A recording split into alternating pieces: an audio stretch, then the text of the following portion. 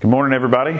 I hope you're hanging tough through this. I hope you have everything that you need. If you don't, be sure to reach out to us. Our devotional this morning is going to come from Luke chapter 10.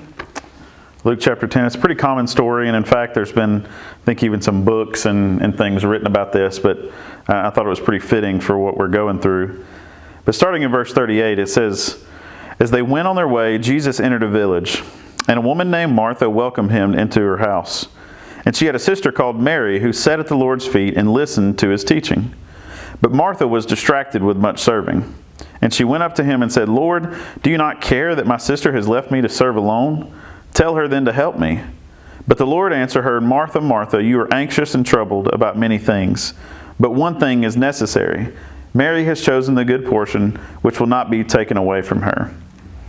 You know, I've heard both sides of this, that, Martha gets a bad rap and Mary gets a bad rap, and, all this kind of stuff back and forth. And, I don't think this is a story saying that we don't need Marthas in the world that are serving behind the scenes and doing that sort of thing.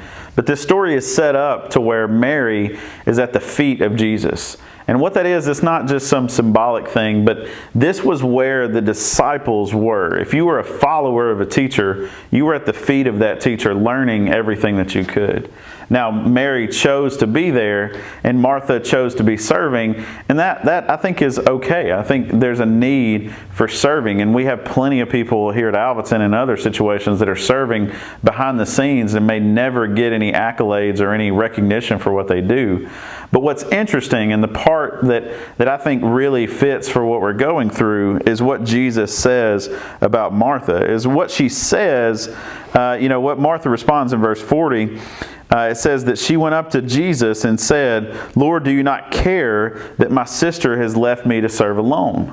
They both had chosen the thing that they were doing. Mary at the feet of Jesus, Martha was serving, but then Martha got it into her mind that somebody else wasn't doing what they were supposed to do. She got it into her mind that Mary needed to step it up and to come help with Martha. And who knows, maybe Martha wanted to be at the feet of Jesus, but she wanted to get done with what she was doing first. There's all different kinds of things that could be going on here, but Martha was concerned with Mary. And then I want you to see how Jesus responds, because obviously Jesus sees to the heart of Martha. He sees beyond just the circumstances, and instead He knows what's going on in her heart. And He says, "Martha, Martha, you are anxious and troubled about many things." Circumstances aside, Jesus sees what's going on in our heart. And I think for most of us, we can find ourselves in this situation right now where our heart is full of anxiety and is full of being troubled about all different kinds of little details, about things, because of all this that's going on, all the worry. We can be full of that. And one thing that I think no matter what we should take away is that what He says after, one thing is necessary. Mary has chosen the good portion, which will not be taken away from her. He's saying, look, yes, you're busy. Yes, you've got a lot of stuff you're worried about, but you got to make time to sit at the feet of Jesus. If you're going to call yourself a Christian, if you're going to be a disciple of Christ, you've got to make time to sit at His feet and allow Him to deal with that anxiety. Allow Him to deal with that trouble. It's that centering. It's the getting that perspective that we need that's going to help us through the rest of that. I for one, very much empathize with Martha. I would much rather get all this other stuff done and then slow down and take the time to sit at the feet of Jesus, or take the time to read that book that I've been putting off. That's my preferred way of doing things. But through this, it's really easy to become like Martha, where you're just so caught up in doing that next thing and that next thing and that next thing. And before we realize it, we are just full and eaten up with anxiety and worry and trying to get all this stuff done. And I think Jesus is trying to remind her, hey, it is necessary to do this. It is necessary to sit at my feet and learn. It is necessary to get the kind of perspective that God is trying to offer.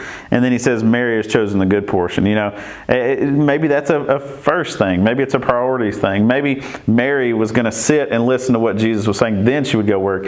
There's so many different scenarios of what could go on here, but I think the main thing to take away is it is necessary that we make time to sit at the feet of Jesus. Allow His perspective, His teachings, brings His peace, His joy to wash over us and to fill us so that we're not full of all this anxiety and worry that watching the news, that trying to do all these projects or, whatever it is that we're filling our time with, trying to binge that Netflix show. Those things are not necessary.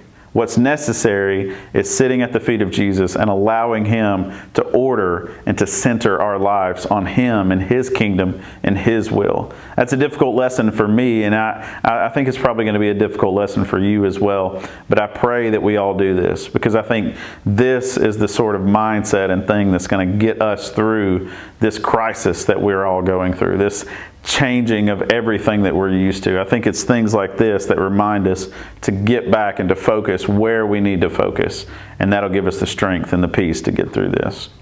I kind of talked about it at the beginning of the video, but if there is anything that you need, we are to bear one another's burdens. We're to look out for one another. So if there is something that we can do, mental, physical, spiritual, let us know. Reach out to us, because we want to make sure that we're taking care of each other. Even though it may be more difficult, we still have to keep up the function and the ability of what the church is supposed to be about. So let us know if there's anything that we can do. Please be checking up on each other. And as always, we look forward to the time that we can be back together.